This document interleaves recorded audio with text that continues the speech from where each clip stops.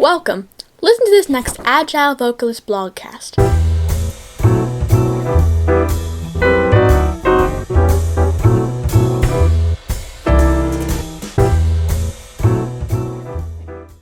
So my guest is Brian Walker. He is an audio engineer at Articulate Audio. And welcome, Brian. Thank you. Thanks for having me. Sure.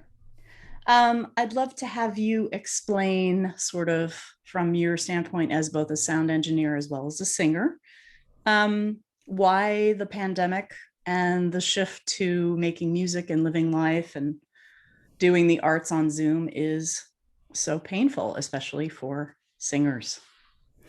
Well, I remember vividly, it was March of last year when news of the pandemic was first spreading, and everybody was starting to wrap their heads around what this means and what was going to change. And I remember looking at the science, and I remember looking at the fact that at that time the biggest super spreader events that they had identified were choirs, church choirs, and so it became very clear very quickly that people were not going to get together and sing together. And for me, and like a lot of people I know, getting together and singing with people was one of the high points of my life. It's something I love to do. It's something that keeps me sane. At that point I was singing with our a cappella group and also singing with the World Harmony Chorus, which is a bigger group. And all of that just came to screeching halt at that time. And I remember, people were saying, oh, well, let's try doing it on Zoom. And for anybody that's ever tried to sing with others over Zoom, you find out very quickly that it's a complete disaster. It's impossible. So, we all got kind of depressed, basically. So one of the things that I noticed when I was working for Cisco back in 2007 and 8 is when I started with them, is one of the times I was down there on campus, I was introduced to their telepresence technology. And it was so exciting to me because I was like, wow, okay, so I can sing with my friends in the Carolinas. And they were like, no, you can't. I was like, then what's it good for, right? And so I was watching demos where it was, people in business suits just sitting there. And I was like, wow, all this technology and still can't sing with my friends. And that was certainly true when coronavirus came along in 2020. Can you talk a little bit about your knowledge of the internet gap and how all of a sudden it became the important thing for people singing on Zoom because you can't do it, and your sort of experience with that? Yeah, well, so we all got very depressed that we couldn't gather together to sing. We couldn't rehearse anymore. Our group came to a screeching halt. We couldn't learn new material. We couldn't polish the old material. We weren't really singing at all. And it was around that time that I became aware of something called JackTrip. My friend Paul Katapish actually wrote an article about it. And so I went down a research rabbit hole and discovered that there was actually a online class offered by Stanford. And so I took that class and learned a whole lot of stuff about the internet that I never knew. I've never really been an IT person. I'm more of a sound engineer kind of guy. So I learned a lot about the internet and how it was designed and what it was designed for. And it became very clear that what it was not designed for is to do that synchronous singing. And so, I learned a lot about latency, which is that lag that happens in Zoom, which makes it impossible to sing with other people. Mm-hmm. And I learned about packets. And packets, it's a whole thing. And, it's basically how you take digital data and applications will package that data up into small little bits and they will send it across the internet. And, I only had a very vague knowledge of this, that when you send data across the internet, each of those little packets can take radically different paths and they can arrive at different times and they can even arrive in different order. And so as you can see, that's a recipe for disaster for anything that wants to happen in sync with other people. Right. Great.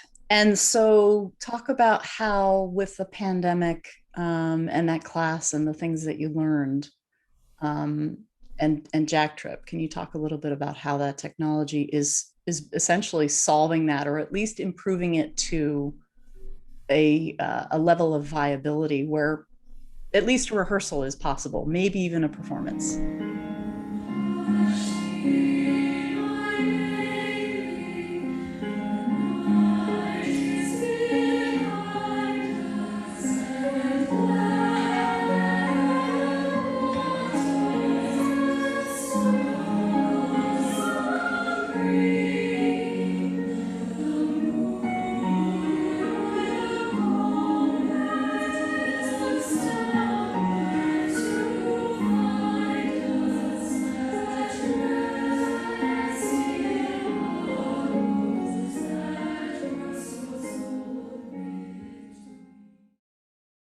Talk specifically about JackTrip and how it works and sort of what the setup is in each individual singer's home that's needed to make that possible. Right. So without getting too technical, JackTrip was designed specifically for people who don't have a lot of experience with computers, or they're not particularly tech savvy. They did, I think, a very good job of making it as simple as possible. You do have to buy their proprietary hardware, but they are a nonprofit organization. They're not making any money off of this. They're just trying to solve this problem. And so the way it works with JackTrip is you buy the proprietary box, and you plug your headphones into it, and you plug your microphone into it, and you connect it to your modem. And then the box has no knobs or dials on it of any kind. Mm-hmm. You basically, you go to a website and you basically turn on the box, and you connect to a server. And that's one of the things that makes JackTrip a little different from some of the other techniques. But the server on the back end automatically handles a lot of the things that other applications make those controls available to the user, which makes it more complicated, but it gives you more control. So the focus with JackTrip is to make it simple. So you plug the thing in, you go to the website, you turn it on, and that's it. That's pretty much it. You're connected. Right. And I have to say, it works really, really well. Uh-huh. And what I've seen another group doing is running a Zoom meeting in parallel with that. So there's visual as well as audio. Can you talk a little bit about do you run a Zoom meeting in parallel, or do you just go totally blind and rely only on JackTrip? It's funny. Everybody's different about that. Personally, I'm so focused on listening that I don't, I know what people look like, but that's not true for the rest of my group. I found out that they really cared and they really wanted to see everybody. Oh, interesting. And so we continue to use Zoom. Generally, the way it works is we will start the meeting, it was a regular Zoom meeting, and we will have audio on, and everybody will communicate via Zoom. And then everybody mutes, and we do a little warm-up together or separately at the same time, parallel warm-up, but we're certainly not in sync. And then once we're warmed up and ready, then we'll go ahead and we'll mute the audio on Zoom, but keep it running for video, and then we'll log into JackTrip and rehearse that way. Nice. You also maybe you can share a little bit about your background doing sound for the Freight and Salvage in Berkeley. Can you talk about what they've gone through to make the arts possible in digital at this time? Yeah, it was a big shock because, obviously this is a place where people gather, and the whole organization, or at least most of it, was all organized around bringing artists, having people come into the building and sit down and enjoy a concert. And unfortunately, that became impossible. We did at the time have an education program because there are classrooms upstairs in that building.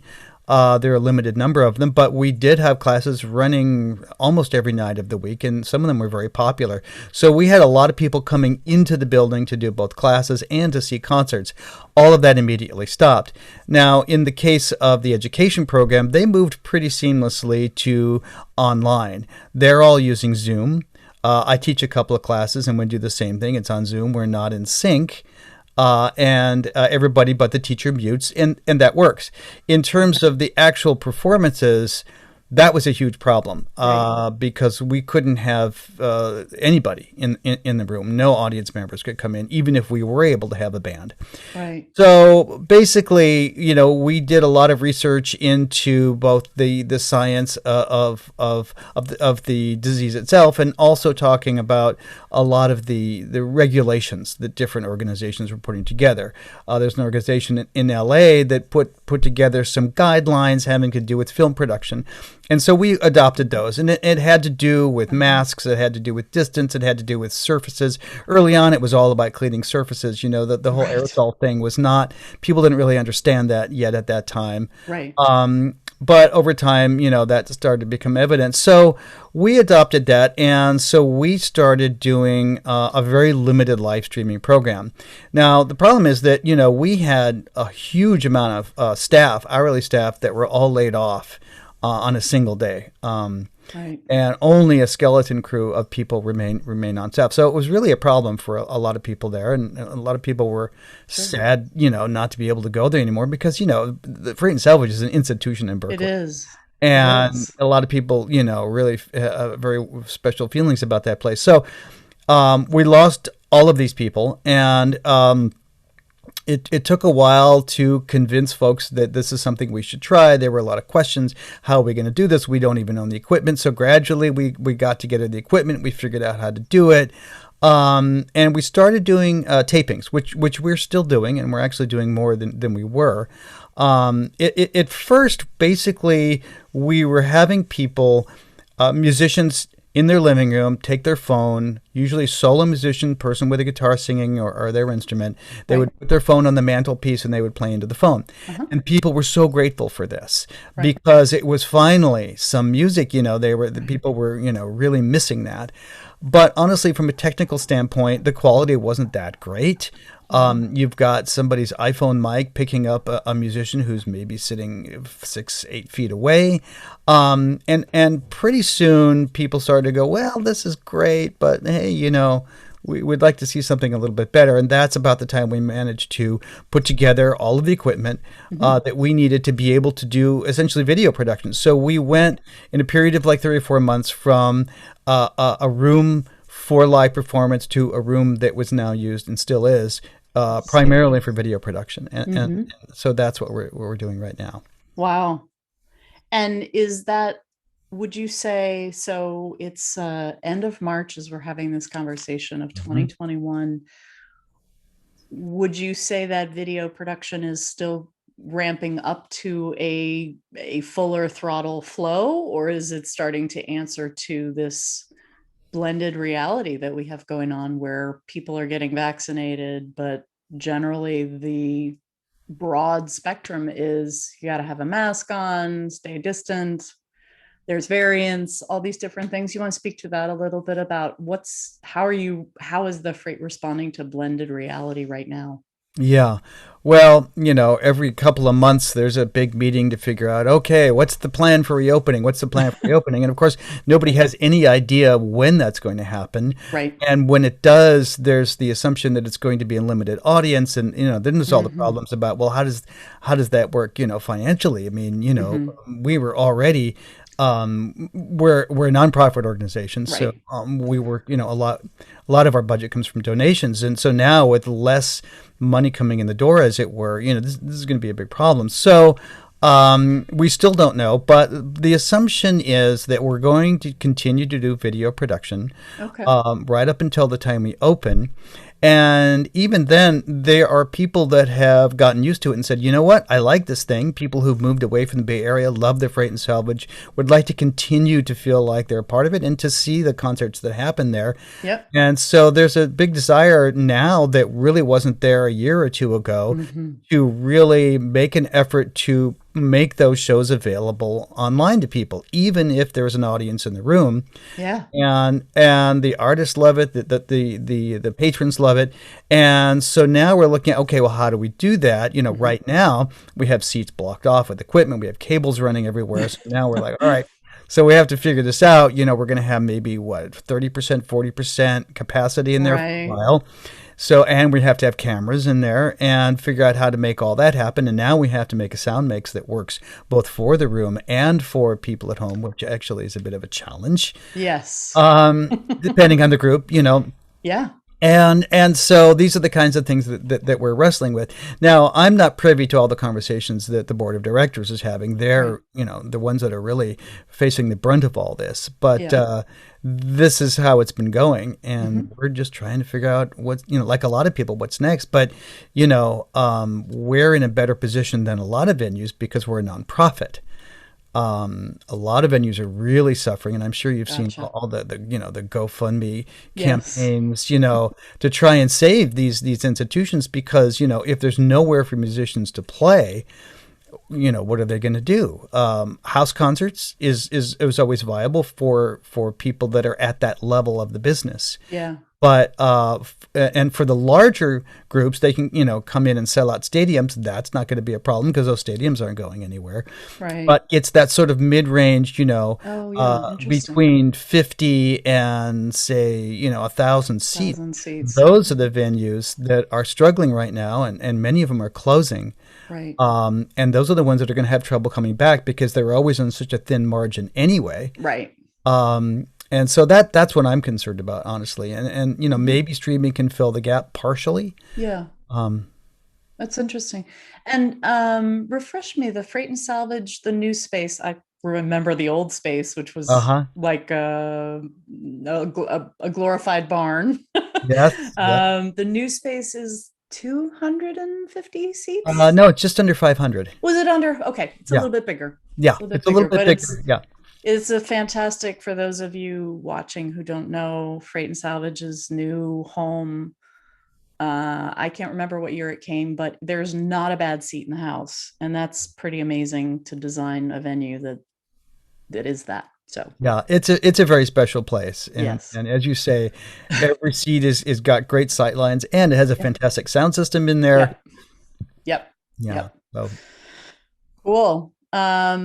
Well, we will hope for better things and blended realities that can be made to work for sure. Yeah.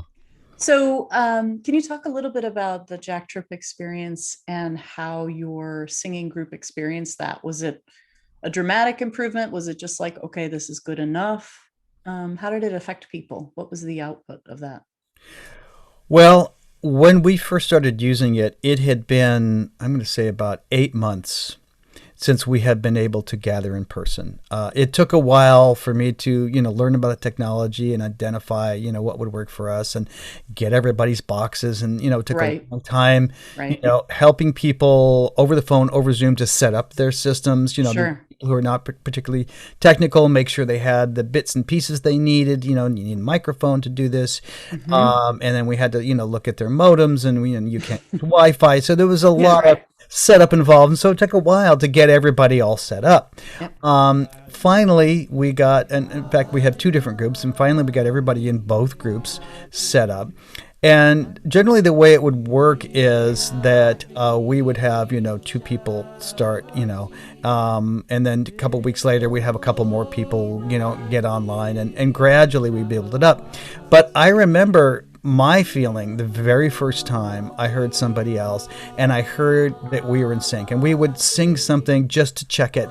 Yeah. And both of us, and this is almost everybody's experience, just got chills and almost felt like crying because this is something that we had missed so much for 8 months, and then finally we could do it again. We could actually harmonize in real time. It was actually a really overwhelming emotional experience, which I would never have expected, Wow.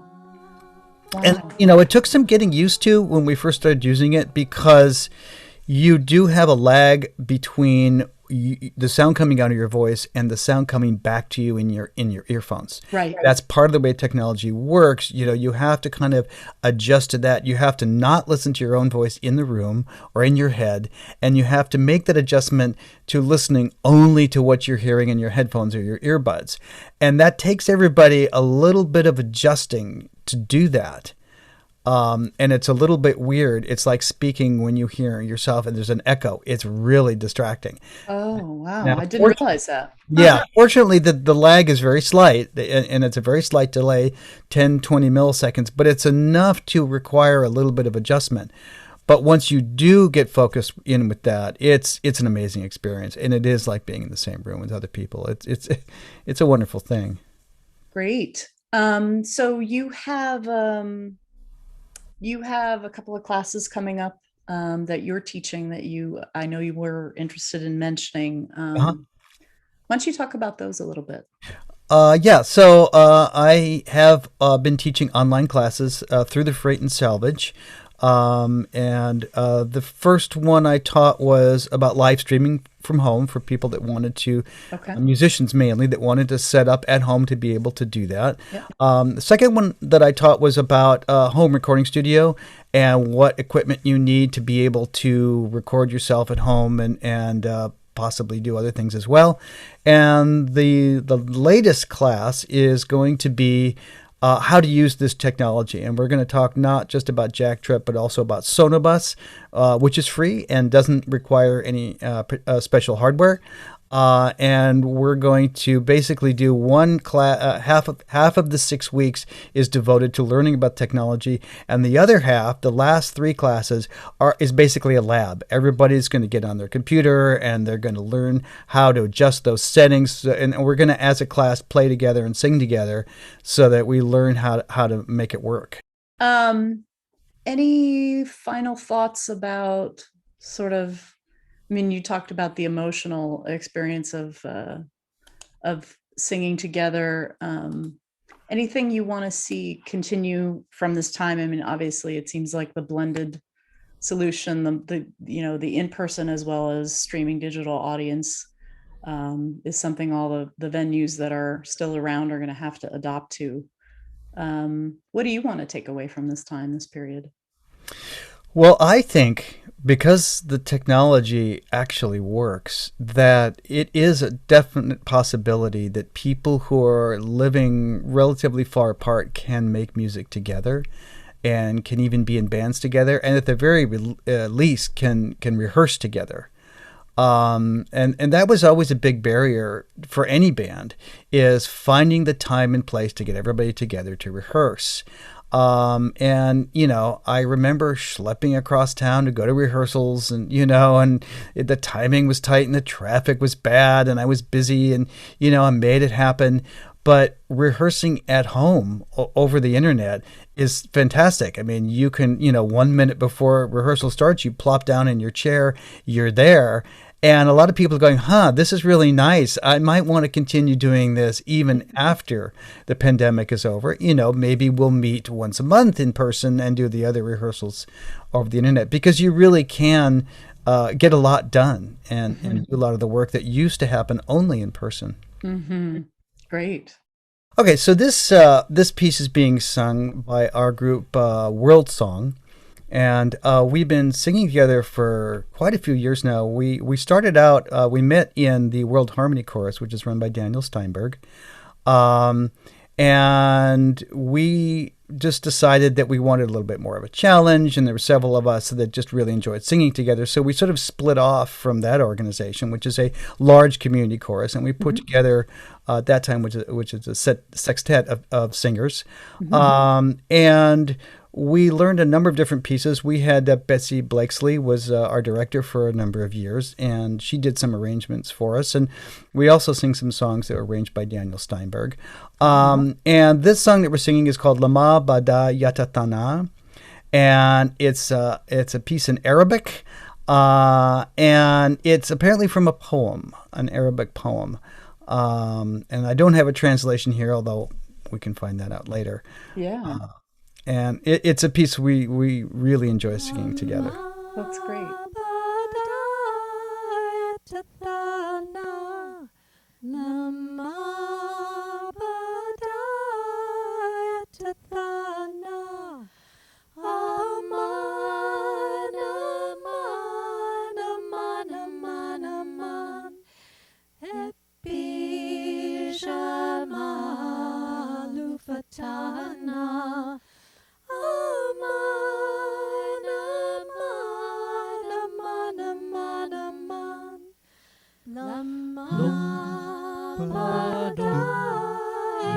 pada lama pada pada